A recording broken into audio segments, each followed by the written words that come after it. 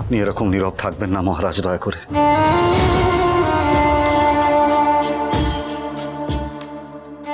রঘুরাজ, আমার ছেলেকে নির্বাসনের আদেশ দিচ্ছেন, ও কোথায় যাবে, কি করবে? এত বড় ষড়যন্ত্র যখন করতে পেরেছে তখন একা থাকতেও পারবে। তোমার ছেলে কোনো দুগ্ধপোষ্য শিশু নয় বিষ্ণুরাম। মহারাজ, মহারাজ, আপনারা মস্ত বড় ভুল করছেন। আমার ছেলের উপর যেই দোষ আরোপিত করা হয়েছে তা এক তুচ্ছ পাইকের কথার উপর ভিত্তি করে, তা যথাযথ নয় মহারাজ। কেন শুধু পাইক তো নয়,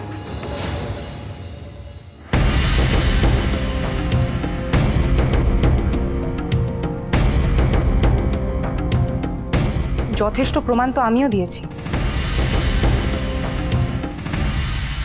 আরে প্রমাণ লইয়া আইছে, হ্যাঁ প্রমাণের মুন্ডু লইয়া আইছে। একেবারে বড় রাজা বড় রানী আইছে রে, প্রমাণ লইয়া আইছি। হ্যাঁ এতখানি একটা রাজসভার মধ্যে নিজের দেওয়ারে যে অপমান করতেছো, সেটাতে তোমার শান্তি হয় নাই? হ্যাঁ এরপর কি চাও গো? গলা টিপে ধরবা, প্রাণ নেবা নাকি?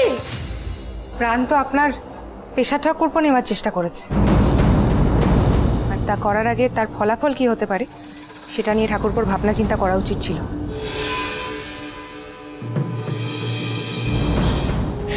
আজকে ভরা সমাজের সামনে, সারা নাটোরের সামনে রাজানি কি কইল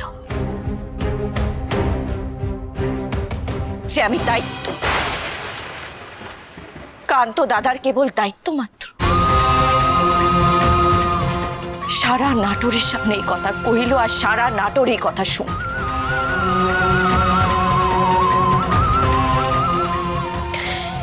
এই কথা শোনার পরে কেন্দ্রে দিদি আর তো গলার কাটা হয়ে থাকতে পারি না। আমি চলে যেতে চাই কেন্দ্রে দিদি,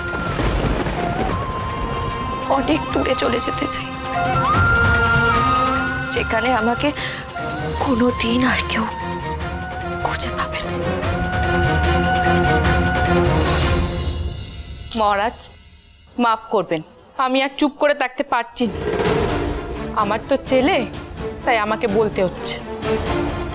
তুমি যে এত কথা বলছো, তার কি প্রমাণ আছে তোমার কাছে বলতে পারো, যার ভিত্তিতে আমার ছেলেকে নির্বাচনে পাঠানো হচ্ছে? ছোট, এখন এসব কথা থাক। কেন দিদি? তোমার ছেলে রাজা হয়েছে আর আমার ছেলেকে নির্বাসনে পাঠানো হচ্ছে, তাই আমি তো চুপ থাকবো না। আরে কার পোলা কয় রে, কার পোলা কয়? আরে ওর পোলা কয়, সে তো মহিলা গেছে, সে তো কালিকা, এটা তো দত্তক পুত্র।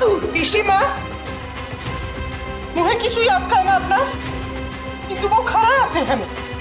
তা খারাপ আছে তো আমি কি করবো? কিন্তু মুখ খারাপ আছে এখানে। হ্যাঁ ও ওর স্বামীকে ধরে রাখতে পারে নাই, সে কি আমার দোষ? এ আপনি উচিত কথা বলছেন না পিসি ঠাকুমা। আপনি একসাথেই ইন্দু দিদি আর আমাদের নবনির্বাচিত রাজার অপমান করছেন, আঘাত দিচ্ছেন তাদের মনে। রাজ রাজেশ্বরী রানী ভবানী প্রতিদিন রাত 8:30টায় স্টার জলসায়।